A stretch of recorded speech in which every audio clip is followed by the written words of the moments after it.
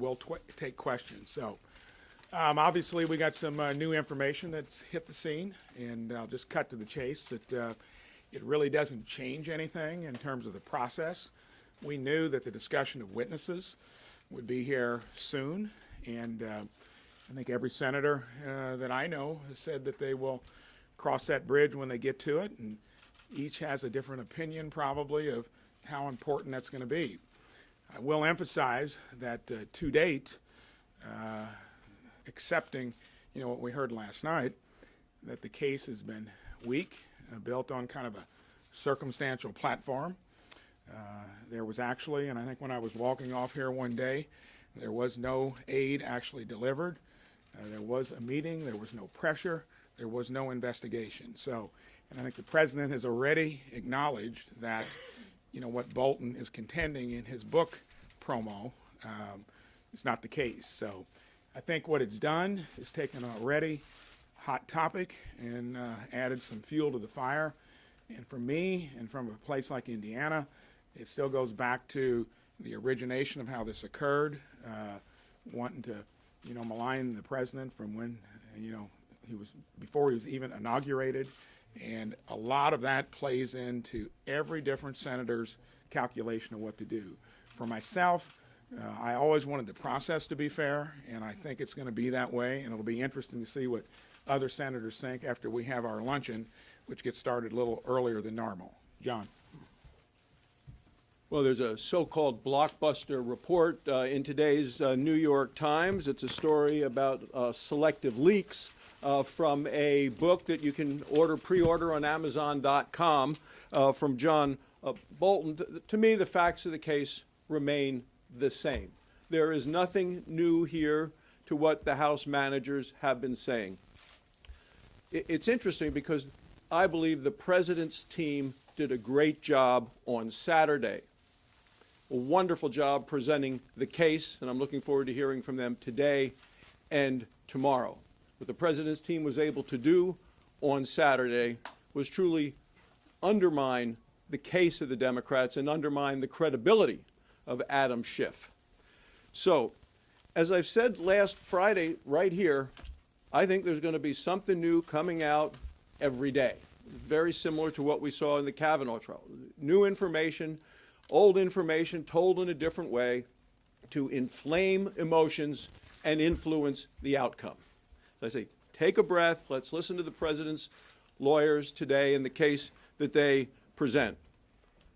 We're going to get to the specific question of witnesses on Friday.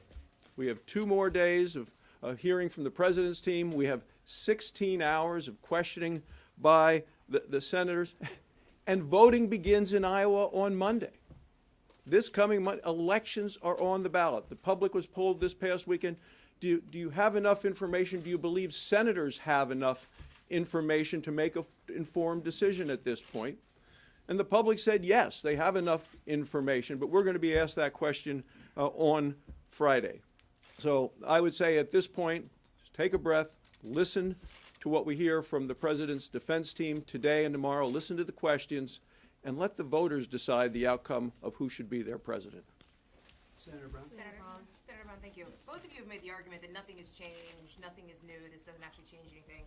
But it has changed something. It's changed the calculus of some of your Republican colleagues as it relates to witnesses. Can you tell us about the conversations you've had with your Republican colleagues, where the ground seems to be shifting here, and are you prepared for this trial to go past potentially the State of the Union, past next week, longer than expected if needed? So after the last session, I did speak to some that have been kind of grappling with the issue, and I think, yes, it probably will make the dynamic different. But I think it is clear that the question of witnesses was going to come up anyway, and I think in this case, it may move the needle in one direction or another. And for the people that still are thinking that, the foundation of how it originated, what we've heard so far, every senator will have a different opinion of how important that is.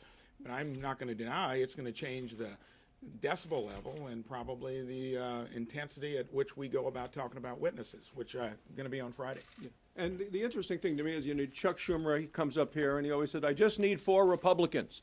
Ladies and gentlemen, that's not about witnesses. He needs 4 Republicans to be the majority leader of the United States Senate.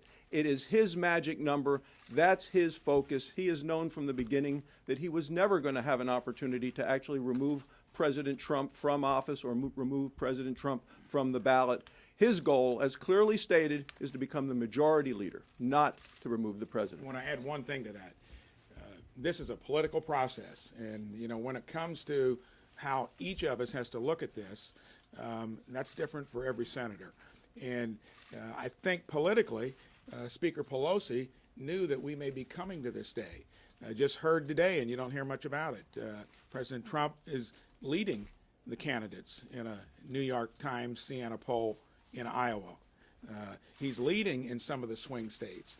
And when it all comes down to it, when you push this hard on something that you've tried to do for so long, there is a political consequence. And after we get through this, that's the true measure, because we're overturning one election and we're trying to prevent another, and that'll weigh into everybody's conversation. Senator Braun? Senator Braun, last week you said, I asked you if you thought it was okay for the president to Yes. withhold aid to coerce an announcement investigation. You said, and I quote, "I'm saying it didn't happen." Apparently, John Bolton says that it did. Is John Bolton Okay, lying, so sir? you know as well as I do, when I said it didn't happen, is that the aid was released. They had the meeting. There was not an investigation, and the one fact witness, President Zelensky, said there was no pressure. If you have to spell it out in detail, most people got that. That's what I meant. But is John Bolton lying, sir? Is he telling the truth? We'll find that out if we get to him as a witness. And President Trump said that what he's saying is not the case. So If you take a look at the picture of aid to Ukraine, and I've been there a number of times, President Trump has done so much more to help the people of Ukraine, the freedom fighters, the liberties of the people there, with the aid from the United States than we ever got from the previous administration. President Zelensky said he didn't even know that there was a temporary pause in the aid until after reports came out and after the aid started to flow. So, if the issue is aid to Ukraine, the quid pro quo, the money went out, President Trump received nothing in return. take one more, and then John will take one more. Senator, so just big picture here. Yeah. John Bolton is now saying that the president told him to continue withholding this aid until Ukraine agreed to these investigations. And it's not just Bolton. You also have the testimony from Gordon Sondland, the comments from Mick Mulvaney. Do you believe John Bolton? I was asked that last night. Is he a credible witness? And I have no, when it comes to John Bolton, if we get to witnesses, it's going to have two things involved. He will be vetted in terms of all the things you do with a witness, whether you believe him or not from the get-go. And then with certainty, we will have witnesses too. So that's what we'll talk about, and it'll be in that context. And there is nothing new here that John Bolton didn't know before the House managers rested their case and stopped calling witnesses, and they never chose to call John Bolton. They have for 25 years undermined the credibility of John Bolton on item after item and not trusting his judgment, his temperament, and you've seen that for a long, long time of his history. So we're going to have a chance to hear from the president's lawyers at 1 this afternoon. We're going to listen closely. You can imagine every ear is going to be tuned to that as we hear that defense. But from this point, when I take a look at what the beginning part of your question, the aid went, the investigation was not announced, so there is no quid pro quo. Senator, are you worried about how it's going? Are you worried about how it's going to look to voters if you vote against hearing from witnesses? Democrats say that would be a cover-up. Well, they've been saying that for 6 months. Yeah, all along. So I think that's where it comes down to each senator having to make that decision. And you're going to have to weigh your conscience and what the people back home want you to do.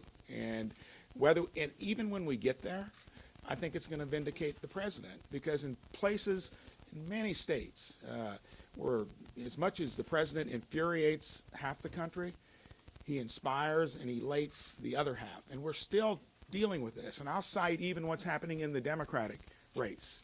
Bernie Sanders is surging. I came here because I was fed up with business as usual here.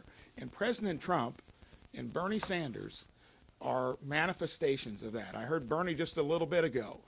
I'm speaking against the establishment, you know, talking to his voters. And it'll all be played out in the long run. We're going to get through this trial. The president's going to be vindicated because he came here to shake up the system. The agenda is working, and we'll go on, and we're not going to overturn one election and prevent another. Thank you. Where's Senator Lindsey Graham?